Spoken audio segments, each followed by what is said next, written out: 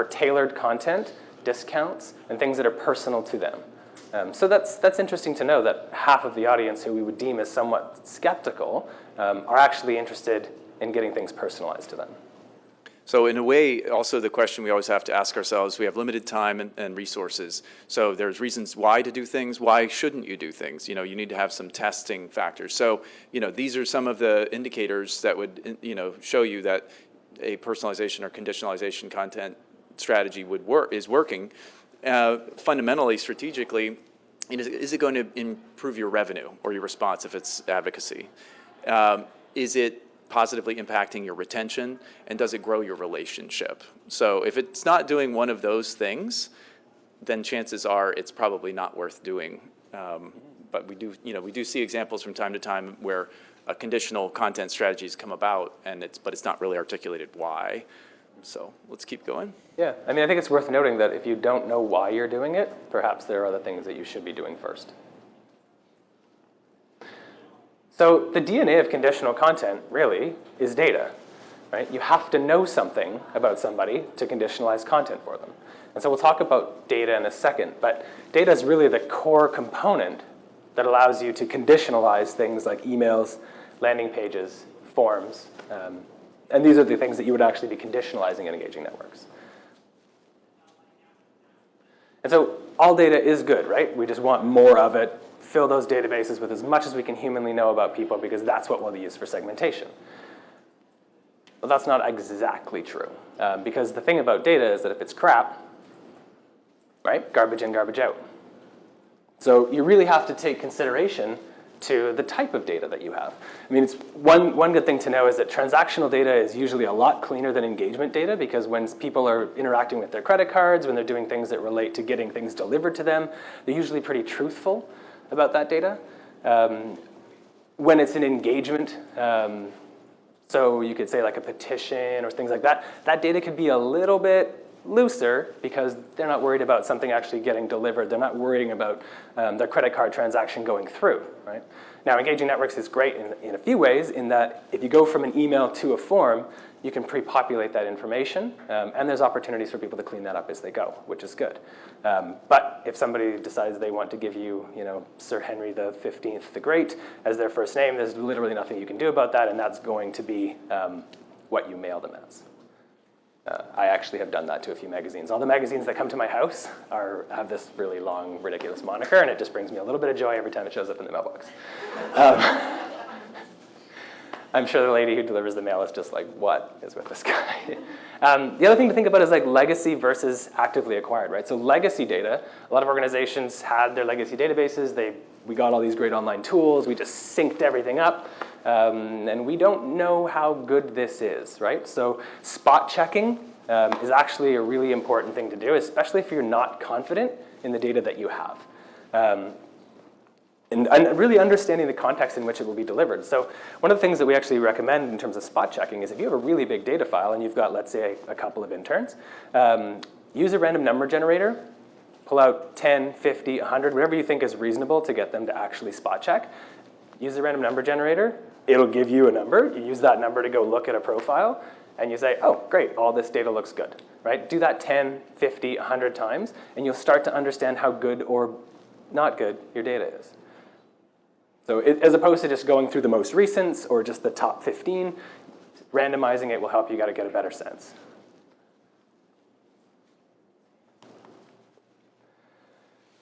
The other thing to think about is capturing data, right?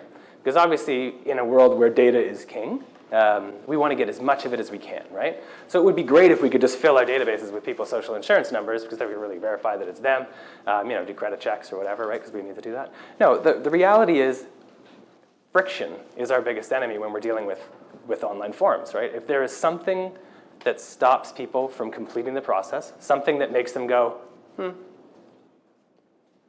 you've lost it, right? So you have to think, this is a Mech Labs. You guys familiar with Mech Labs at all? Not Meth Labs, Mech Labs. They have a great blog post about that, which you should read. They got ranked in Google as Meth Labs for a while, and they were really confused.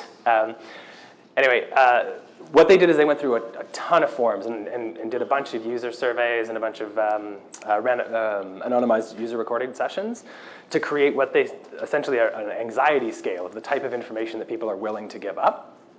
And so for our case, phone number, therefore we will include it. Don't get me wrong, it's good to have. But if you don't have a strategy or a plan to use it, think about what that's actually doing to your form completion rates, right? And understand the quality of the data versus the quantity of the data that you're getting. It's really important to just kind of take this type of stuff into, I mean, I've seen organizational forms that are like 17 miles long. They ask everything from, like, it's wild the amount of information. So you really need to consider what this actually does to the user as they go through that. Cool. So let's talk a bit more about some actual examples of conditional content in practice. So the first example is a newsletter. So this is a client that's basically they are trying to leverage a newsletter content across a couple different use cases here. So they have They have a 5K event, and so people that they've identified that are good prospects for that, they want to highlight that. They've got people that are donors that they're just trying to feed inspiring stories, and then they have people that are monthly donors, and they're trying to keep a promise to them of not soliciting them, but they want to keep them engaged. So this is, I hope this is not too much of an eye chart, but what we have starting on the right side is the sustainer version, or let's start in the middle. So this is kind of the vanilla version. It's a newsletter for donors, mission news. And as you can see, there's giving, donate now, bits and pieces through there. And then what we have on the left is the version for 5K prospects. So there we go. Yeah, so what we have is just a bit of branding. That's probably something common that you've seen, but doing it in a conditional context really makes this more efficient because you're basically 80% of the content here is the same. You're leveraging it. You're on the same production schedule, and you build out this template that has all of this, except you just take out the more aggressive give asks. Then for the 5K version, what we do is basically pull out the, this is kind of a mission-oriented story where, this is what your money is going towards. You're helping disabled American veterans get help, and some of that is casework. So, that article moves down into a 3-column layout here. And for the 5K prospects, we're highlighting, why you should join this 5K. So this is just it in a bit more detail. Run, James, run. So that's just a pretty basic example, and one where a lot of the benefit really came from the efficiency of process, where they were able to honor those promises and develop prospects for the 5K. So, second example is an automation. Yeah, so one of the things that we were working with was so an organization we were working with out in BC had a very vanilla welcome series, right? They got something in market, 3-piece, very standard, kind of the everything everybody's trying to strive for base level welcome series. And what we wanted to do when we started to look at this was, we were getting fairly low engagement rate. It really wasn't leading to what they were hoping to lead for in terms of either engaging new subscribers to make a single gift, or engaging single donors to upgrade to monthly. And that was really what they wanted to kind of do. And so their hypothesis was that when we look at this, it's because we're telling the same animal story. We're telling one story. It's a dog all the way through. But we know that dog people are only 50% of the file, right? The other 50% makes up of cat people, horse people, bear people, wildlife, small animals. Like there's this huge mix, right? And so this was kind of the first draft we did in terms of understanding a bit of a flow. We were talking yesterday at the partner day that I think it's Amnesty USA has a version of this that is like 70 different messages. So this is like scratching the surface of what's humanly possible. But it's really interesting. So what we did was we redesigned the emails, and we redesigned them taking into consideration that we wanted to collect information during the process to conditionalize the rest of the emails for people's actual interests. So first step was really focusing on thank you for signing up, thank you for making your first donation, and then it was just a simple, very small 5-part survey. You could see all the questions when you got there, and the only thing we really wanted out of this was this piece here. If you absolutely had to pick, which is your favorite animal? Because that tailors the rest of what comes to you. And so we had cats, dogs, horse, wild animals, and small animals. And the fallback, because we knew that 50% of the file was dog people, was dogs. So if they failed, even though it was a required field in the survey, we obviously can't guarantee that everybody's going to engage with the survey, even though it's the best copy you've ever read. The thing to think about it, though, is that if they don't engage with it, how do you deal with that? So we have to have this fallback. And actually, in engaging networks, you actually have what's called a fallback profile. So all else being equal, it goes to the fallback, which makes sense. So where do we go from there? So we had some stories to tell, right? So again, we were dealing with a 3-part email series. This is our dog control. And so the top of the copy, the email, the sign-off, the structure, everything is the same. But what we do is we conditionalize the entire story in the middle. So we say, when you joined our email list, you showed that you had a big space in your heart for animals. And then we say, when it happens to a puppy, or because you're a horse person, so we start to really conditionalize from there. Right? So now, oh, you're a cat person. Completely different story, same email. We go into a single gift donation ask or a monthly upgrade ask based on the thread that people are under. And we conditionalize the landing pages based on the links, because we can conditionalize all the content. The landing page has a conditionalized story and email banner when you get to it. So if you were a cat person, you didn't get a cat story in the email that then led to a dog landing page, right? You have to think about this all the way through. Same for our farm animal people. Our horse people. And then all else being equal, everybody else gets the dog story. So what we wanted out of this was to get more engagement. What we got out of this was more than that.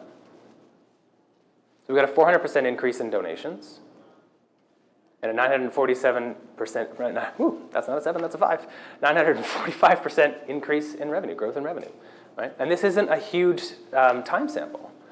And so the organization has now revamped it. We're constantly working on how to tweak this, how to have more personalization in a way that allows people to get what they want out of it. This also led to, they closed basically if you didn't engage with us through a donation, maybe you could set up a personal DIY fundraising page. And they have actually got a couple of people to do that through this, which is nice. All right, so we've had a couple success stories. We've had a couple success stories, and so we'll have a bit of a mixed bag here, an interesting story, hopefully, of some cautionary tales. Basically, we'll talk about a couple examples with American Rivers, where we did some basically successful campaigns, did some interesting testing, and also bumped up against some issues that were lessons learned. So here, what we were doing was we were testing something, basically the placement of the banner. Just in terms, we were testing a number of things. This is just one thing I drew out to talk about. So when, our standard segmentation is, basically donors, recent donors, activists, and non-donors. And then we have, there are some sub-flavors in there. But by testing it in both the donor and the activists segment, we kind of confirmed, our hypothesis a bit, which is basically that activists, if you get into a situation where you have folks on your list that are just activists, it can be hard to break them out of that once they become kind of fixed in this idea that they just take action. So there's a number of things that come out of that. But the way we kind of determine that here is, the control version on the left is more of a standard design where the banner's up at the top. Obviously, as you can see, the test has the banner in the middle. So what we saw was for donors, the image in the middle won. That got them to click more. In terms of the winner here is the clicks. But what happened was, monitor that. So, any questions about spam traps? Let me pause. So in terms of the 12-month, that's mainly going to catch your recycled. The other spam traps tend to come at you through e-appends. Who here does e-appends? It's okay. We do e-appends. I mean, we do it. So it's tricky. And the role function accounts, those tend to come in through e-appends as well. So the other thing to think, instead of worrying so much about how much of your inbox or how much of your email is going into the spam, you really want to be thinking about who is actually engaging with your content. And again, that's having those scores. Let me go back to the to that graph real quick. That's where this is really kind of, it gives you a good window into how much of your list is actively engaging. So, anything above a score of 7, score 6 and above, those are the people that have engaged with you in the last 6 months. So that gives you a very different picture of like what the real size of your email list is. So have any of you tried to implement some inbox email suppression, inactive suppression, and faced challenges within your organization? Yeah? Nobody likes to get rid of the size of their file. That's right, But yeah. It's so big. It's what I call a vanity metric, right? Yeah. So, and then, how many folks, have, looked in their own, free email provider and saw their own organization's message in, not the inbox, or got a panicked email from a fellow staffer. Yeah, it's not fun. But, like I said, the thing to focus on is, your engagement over time. So I'm not going to read all these, but everybody in the industry is really dealing with this, so there's a lot of good information out there. Return Path is a vendor that will help organizations. They have some paid offerings, and this is something that's condensed from one of their recent reports. So the rescue rate, I like that. The number of times subscribers mark your message as not spam, they kind of pull it back out of a folder into their inbox. That actually does count. Any questions about any of these? One of the ones I thought was kind of interesting is that the forwarded rate is something that is counted as, it does make sense as a form of engagement. Is there something unique to the Gmail and the way that Gmail filters things and it has the kind of, it's not just spam now, but it's your main inbox and Yeah, they're different. You can relate. Seems like all the nonprofit advocacy groups I work with, they all do promotion. Is that unique, or is that just similar to all email clients? Well, it's unique to Gmail in the way that they've set that up, but I think you'll probably see other providers likely go in that way. Although it'll be interesting to see, because they did make some tweaks to this when they first rolled it out. They got a lot of complaints, obviously. And so it'll be interesting to see kind of where it goes in the long term. Because some of the initial reporting, even the stuff that I've read, just showed that basically those other tabs are dead zones. Right? And so email service providers are kind of in the business of two businesses. They want people to have addresses, but they obviously want to ensure that the stuff that people want is getting to them. So they're making some arbitrary decisions here based on what they believe is stuff you want to receive. Yeah, and not every email goes to the same folder for the same within the same send either. It varies a lot, and they're constantly changing their algorithm. So, yeah, and like Eric was saying, I mean, the context obviously, if you're feeling animosity towards, these inbox providers, you got to understand. I mean, who here has a free email account that you just like mic drop, you just kind of like, I'm just stepping away. Show of hands, right? Okay, so what that represents for Yahoo or Hotmail or Gmail or whatever is, oh crap, those are advertising eyeballs that they've lost. So their battle is to keep you coming back to that inbox. And so they are proactively saying, okay, well, if it's not relevant, you're not going to click on it. You're not going to look at it. You're not going to engage. So again, the spam is a big part of it, and engagement is the other big part of it. One thing I noted on the earlier slide is the, and I think I'd love a show of hands here, but we have seen a lot of success in what do you do with these people? You have in that graph, half the list, and that's actually what I've seen for a lot of organizations. If you haven't done any pruning in a while, maybe half your list is sort of not engaged with you. Are you doing something to try and contact those people other than send them email? Anybody doing anything? We're doing targeting through Facebook ads to get them to do something, to show action, and then Yeah. hopefully we might get new information and Yeah. Using remarketing in Facebook, using your list. Yeah.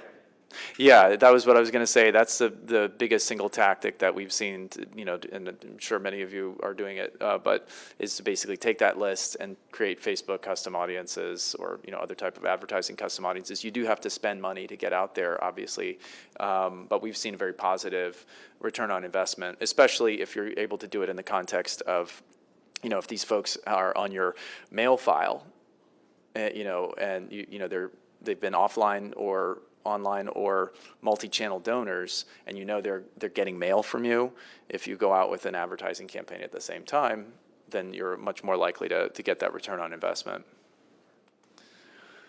So let me just pause here, and then let's talk a bit about actually doing some of this conditional content in engaging networks. And we have, of course, Ben Childers here to field any stumpers that you toss out there. So, Eric? Cool, sure. Yeah, so again, we weren't sure how many people would actually be doing actively conditional content, so we just want to really highlight where you actually do this, the things you need to, and where you actually need to go, what you need to have set up in advance to do this. So profiles in engaging networks is what we think of as queries or groups of people. So in order to segment and conditionalize content, you need to have profiles. How many organizations are using profiles right now? And how many profiles do you guys say you're running? 23. Right? Okay. Yeah. 30 to 40. And so you can think about things from a profile perspective in terms of like segmented pieces of information. The easiest place to start is things like supporters, activists, donors, non-donors. As you start to collect more information, you've got geographic information, you've got interaction information based on what they've done with the system. Depending on what you actually start to collect about people, you have more and more opportunity to create bigger and more segmented profiles. And so you want to think about profiles not just as a have as many as we can. It's not like looking at. What that is, you want to think about them strategically because you're going to use them to communicate differently, right? So if there's no differentiation in location, there probably may not be a reason to actually create separate profiles other than things that are operating in the system. Yeah, so profiles are listed here under data and reports. I'll go profile button there if you've never actually done it before. That's where you have to go to set up profiles. And when you're in there, okay, we'll come back to that in a second. When you're in email, the thing you want to look at is the conditionalized content. So although you can split test things here, you actually want, if you're using your profiles, you want to be in the conditional content block to allow you to assign profiles to different versions that you create for email. And so as you go through, one of the things that catches people sometimes is they're trying to figure out how to create that second email.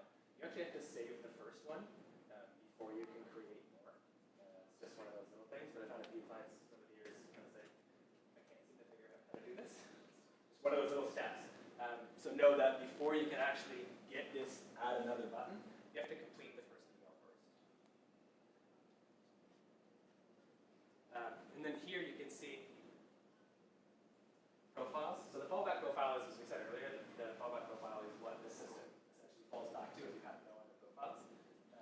And so you can, as you go through and add additional messages, you define the different profiles that you're going to be assigned to those messages. And that basically allows you to conditionalize the actual content of the email based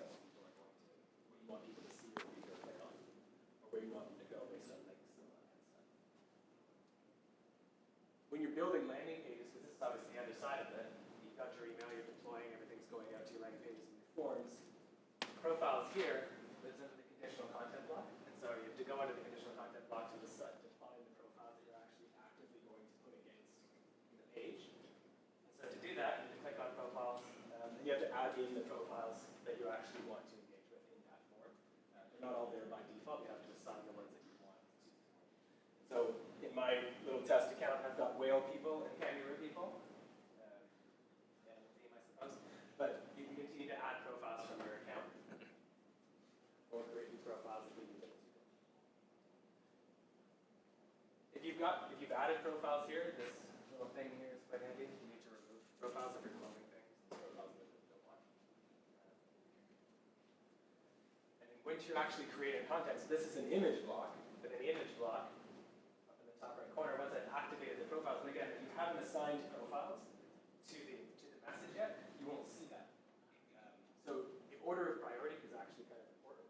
If you haven't assigned profiles first, you won't see it.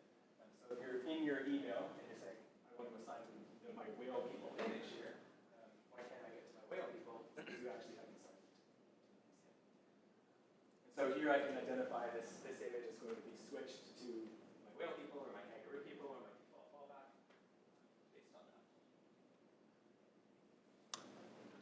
Yep, so just a few tips, and we can probably, start to wrap it up. But obviously, as we were saying, you need to set up your profiles first, have that thought process in mind. In engaging networks, you can auto-update profiles. It's up to 50, I believe. You can do that if you want to, always have those numbers fresh, but you don't worry that if you don't auto-update it, that it won't be updated before send. It will be. And then when you're doing conditional content, in order to do the testing, you do need to set up test records first. So if that adds a bit of time to the setup, in the same way that you're setting up profiles, you want to have test accounts. One little trick, I think most of you probably know this, but you can use sub-addressing on Gmail or other types of accounts have this, where if you don't want to actually create multiple real inboxes, you can just add a plus and then some moniker in there in the local part of the email, and then use that to kind of create a number of profiles that then can receive those messages.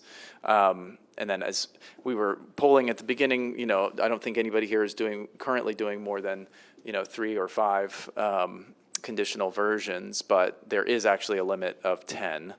But really, why? That would be a lot. Yeah, that'll be interesting. I lay a bet on that. I don't know if that's really going to become an issue.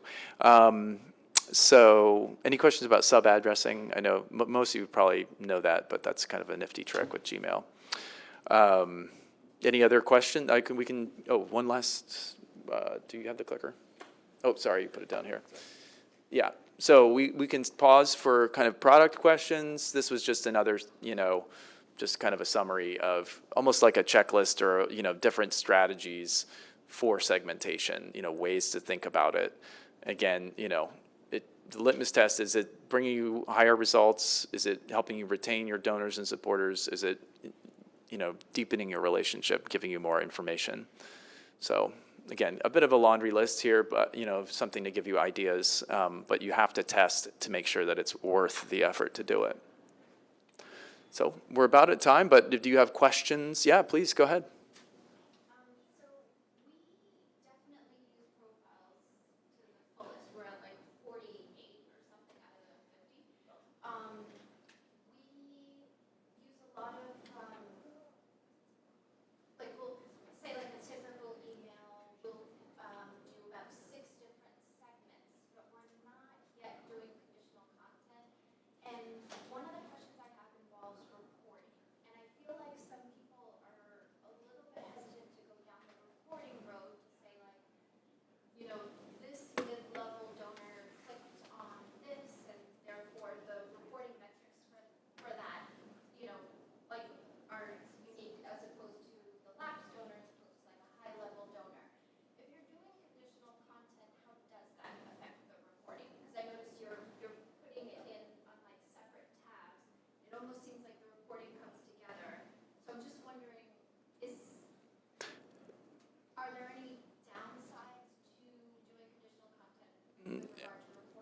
I'll answer first and then let you answer, but I would say it's probably a good thing what you're doing.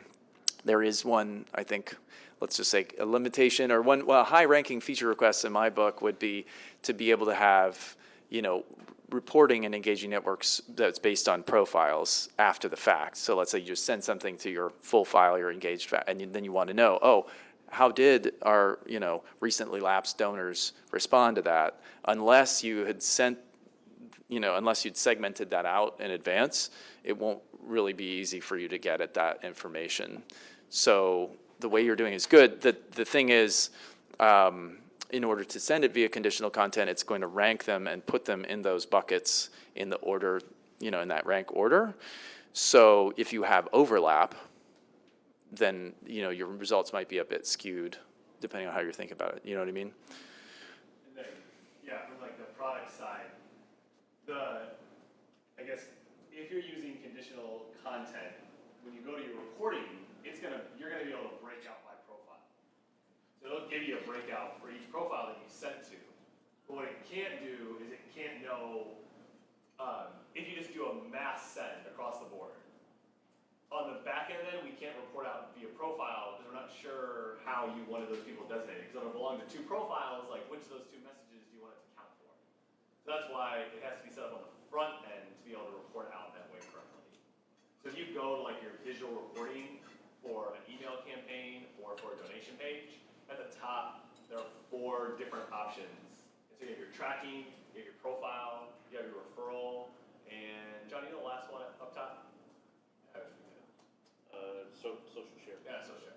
So you can go there and you can get the breakdown there to see how did my major gift profile do for this email campaign or on this page. But you would have had to have sent people a conditional content email so that way we recorded it that way. Yeah, in a way, I should have baked this in. I'm really glad you asked that question because in some cases, using conditional content but sending the identical thing to all these segments is in a way, that is your best way to get at that reporting. Yeah. But even then, it's like I said, because of that overlapping, it's depending on how you look at it, it's incomplete. If you're expecting to be able to segment your file out for reporting purposes in a where each segment is non-overlapping, then it's great. If you're kind of wanting to look at broad categories, like how did all my activists do, or how did my Care2 acquisition do, that's going to cut across some of those other type, of revenue type or HPC type stripes. The acquisition part will be a little bit easier in early 2019. You'll actually be able to query origin source in the UDX. So that's going to make it a lot easier. So we added origin source like 3 months ago. You'll be able to query on it sometime in early 2019. So that's going to help a lot too. You'll be able to kind of do a lot of that work outside of it. And, we're still pretty big proponents of like, we think we have nice visual reporting, we like how it looks inside, we like how it operates, but if you're like really super detailed, hard crunching stuff, that is always probably going to be out of your database record. You have to write it. That's kind of what that's going to be. Yeah, please. As far as the 11s, we had an extremely successful email end of year last year. It did so well, I tested it to the 11s. And considering it was a very productive send, how awful is that to our deliverability, to getting spam things? I'd say, no, that is a best practice to do that. I think one thing to think about is actually you could, because it's important to note, actually I'm really glad you asked that question, because these scores are not cumulative, they're unique, you probably should be sending those high-performing emails, all the way up here. Because if they're in this score, they didn't open it the first time, right? They didn't engage with it, right? So in terms of what it would do to your delivery, it depends on how, whether you've been doing, if you've been doing e-appends, you probably need to do some type of email verification. Even if it's just, some type of eyes-on type work, you need to be doing something. If you haven't been doing, if your list is all organic, then maybe it's less of a factor, but. We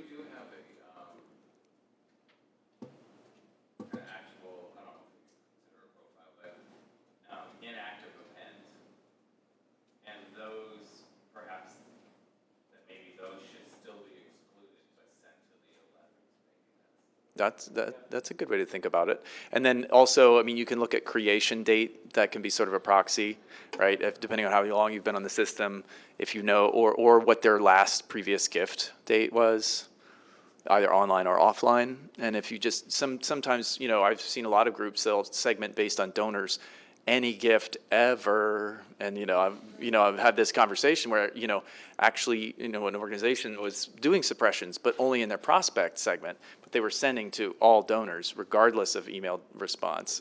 And I had to say, look, I mean, you're basically saying somebody that gave you a gift literally in 1987 and maybe signed up for your email list in 1998, and you're still sending them because they're a donor? You can't, I'm not trying to make it more complicated. It sounds like you're on the right track. I'm just sort of saying last previous gift and creation date, those might be other ways to sort of cull from the bottom. That's why end of year, it gets so complicated because I always want to exclude people who have Donated. end of year page, if they've donated, they Yeah. exclude them. But that means you can't plan ahead, really. You have to, as it goes, it's not set it and forget it and take a week off between Christmas. Yeah. Yeah. Well, it sounds like you're on the right track. That's a great scenario. Yeah. Any more questions or learnings? Yes, please. I just had a question of how you set up that welcome series, because to my knowledge, you can't have conditional content set up in marketing automation. That would be a good question for the next session, because we don't have time to go down that. We're about at time, but yeah, Brandon is going to review some really good examples of scenarios like that, and from a deeper product point of view. Excellent question, though. Sorry, we just don't have time to dig in on it.